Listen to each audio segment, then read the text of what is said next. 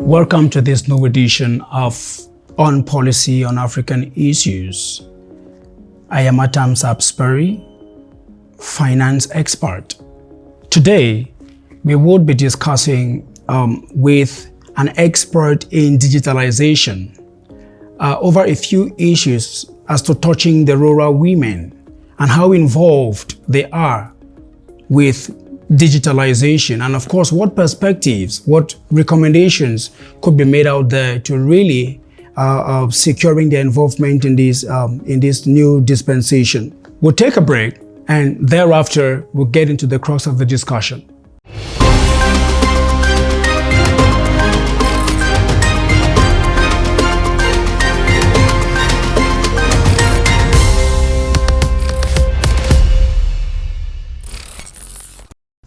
Mr. Njoya, Kader Njoya, am I right on that? Yeah. Okay, good. We are honored to have you. And of course, it's quite a pleasure for me to really talk about this thematic with you. Thank you for having me. It's also a pleasure to be here. Okay. It is no longer news that the informal sector is contributing a lot to the GDP of the country. And unfortunately, conversations and projects have somewhat been centered around formal businesses or the formal sector. But the question is, how could those that are really contributing a significant portion to our GDP be left aside? I'm talking about the informal sector, you must have understood. Yeah. So how the rural woman, they constitute a significant portion of this informal sector. Technology is evolving. The question is, have they embraced this evolvement in technology? How is digitalization on the part of the rural woman? What's your perspective about that? Thank you for the opportunity. Regarding the digitalization of rural women, it's a tough question because, like you were saying, most of the projects are focusing on people in the city, the main capital city like Yaoundé and Douala. Okay. But people or women in the rural area, they have not been graced with the opportunity to maybe to participate on projects where there's promotion of digitalization. So there's a gap, a digital gender divide between women and men, especially those who are in the capital city. But they use normal phone, not smartphone. Okay. But they are willing, since we have a project there, they are willing to buy smartphone in order to participate. So in order to arrive or to reach that level, we need to teach them basic skills necessary in order to start promotion. Like, let's say, for example, if they are promoting their businesses online, they need to know those basic skills like using platform. I will mention social media platforms. Platform. Because they may have a product that they want to sell, but they don't have a market. Maybe in Batu Farm. Let's take a woman of Batu Farm, and then maybe their market is in Bafusam. So there's a need of communication between the buyer and the seller who is based in Batu Farm. So in order to do that, they have to be on social media in order to promote the business, to have a virtual contact with the buyer, so the buyer can order something and then get it sent to him, or maybe travel to the countryside. All right. You mentioned something, very very key. You talked about their readiness. So it means some level of sensitization has been done, and it is established that the rural woman or women are really ready to embrace this transformative, stage in technology. So the next question that really pops up is the infrastructures. Looking at the country, he that talks about digitalization talks about internet. Mm-hmm. So do we have the necessary infrastructure in place to really extend this facility to the rural areas? What's your perspective? The women in rural area, they are ready because there's a study that we conducted in these villages. When I say village, I mean Batufam, Bameka, Fojumakwet. Okay. Yeah, 80% of the participants had a smartphone. A smartphone because they may have relatives abroad.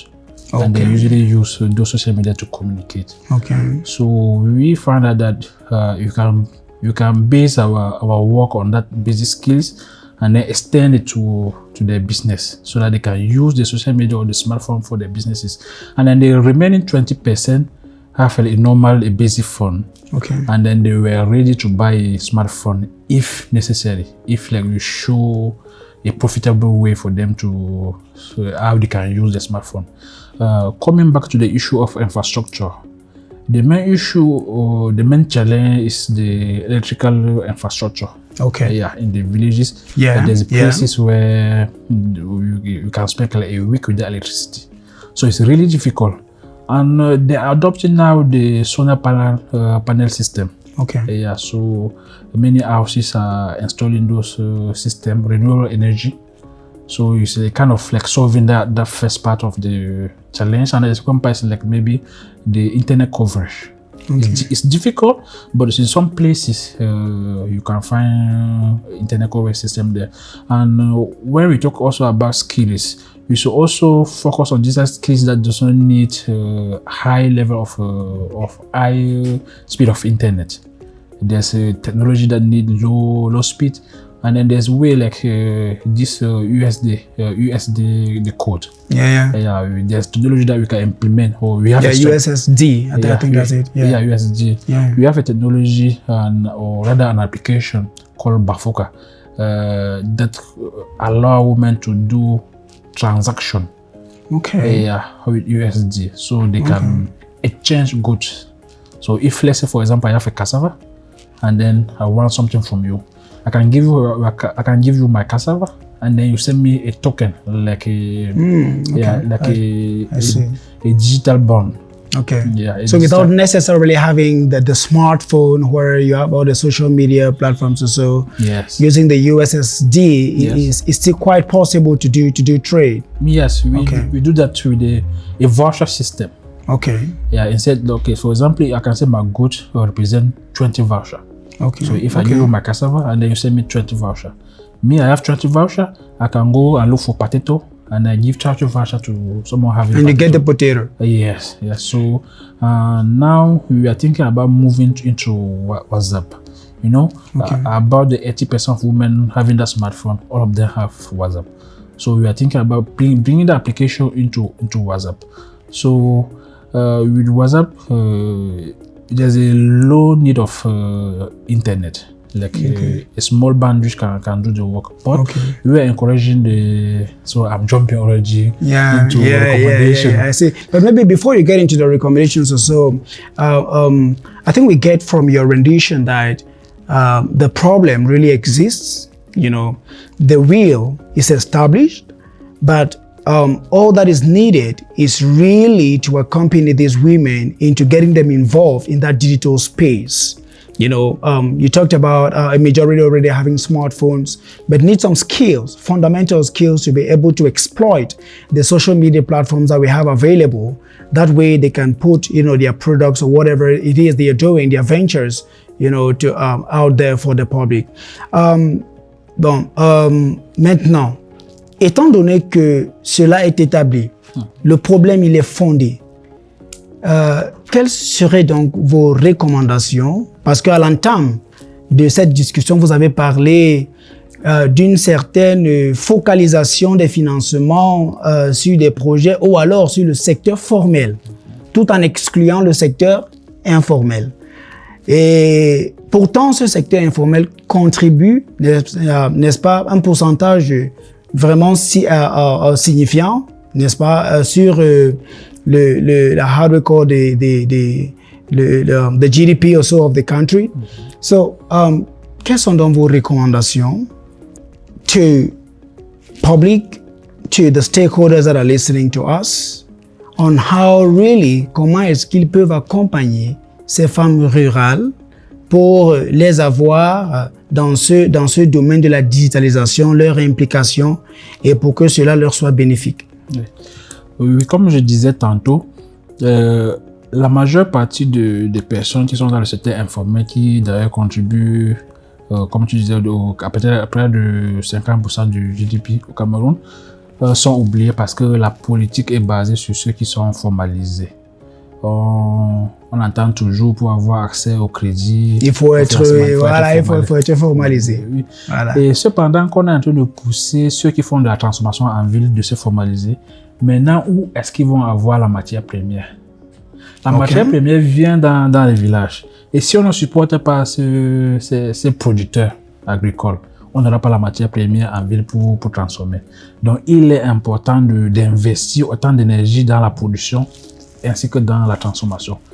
Maintenant, il y a un problème de connexion entre les transformateurs et les producteurs.